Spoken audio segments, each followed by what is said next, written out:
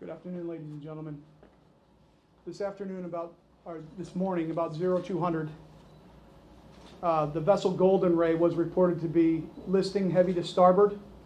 The Coast Guard Command Center in Charleston received a report that the vessel, on its departure, had heavily rolled to starboard and was leaning on it was leaning on its port side as it made a starboard turn to depart the harbor. Coast Guard crews, along with partner agencies and commercial assistance providers, as well as South Carolina Department of Natural Resources and Moran Towing, made several rescues from the vessel at multiple points. 20 of the 24 people on board have been rescued at this time.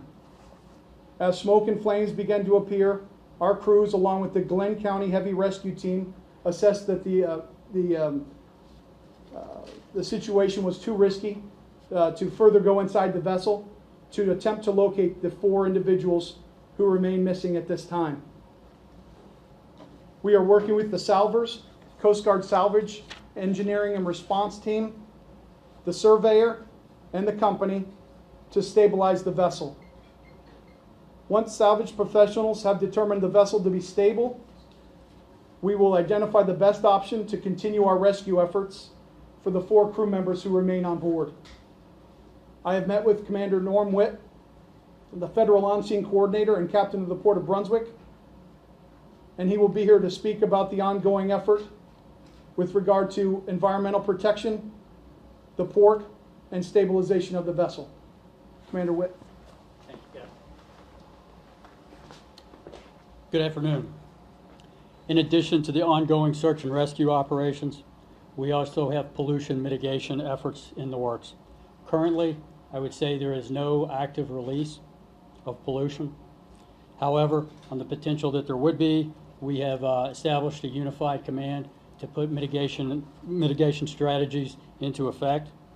The unified command consists of the United States Coast Guard, Georgia Department of Natural Resources, and Gallagher Marine Services representing the responsible party.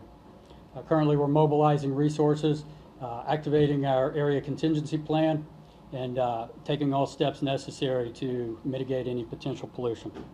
In addition to the pollution, we're also looking at the salvage piece, and again, to our strategy for that, we've implemented a unified command with the same parties to effect salvage as quickly and safely as possible.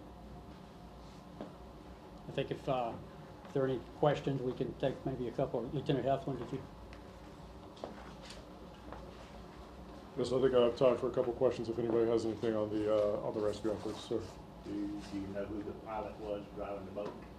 I do not know the pilot, sir, what his name was. Are we looking, I mean, just bluntly, are we looking at a recovery or a rescue for these 4 gentlemen? Or 4? So we're still conducting rescue operations. We have assets on scene. They continue to do what they can. It is a complex situation, so we're looking not just for the safety of to be able to rescue the people that are on board, but also to be able to provide safety for our crew. So it's ongoing, and we're looking to throw as much as we can, and we have everybody looking to try and solve this complex problem. Was there any information that the ship's stability was compromised when it left the port? So this is still under investigation, but I'll flip that to Commander Wood to be able to answer more. So as Lieutenant Heflin said, this is an ongoing investigation, so some of those particulars, we're still trying to determine those. Still no indication why the ship was why it began to tilt or lean on the side? Or No, ma'am. Ongoing investigation. Can you tell us a little bit more about the fire? Someone referenced a fire. Did I hear that? Yes. Yeah. So the fire that was observed this morning was coming off of the starboard side. That looked to be about the area of the cargo, and it was black smoke. Since then, the flames have gone out, and the black smoke has ceased. But we are unable to determine specifically, without going inside, whether the fire has been completely extinguished. All right, and I apologize for cutting you off short. We need to keep these gentlemen on schedule, so they're going to depart. A couple of us will remain after to do, again, background interview to give you any amplifying information that we have at this time. do you have a time set for the next press conference? We don't, unfortunately, but we'll communicate that as soon as we establish. Thank you.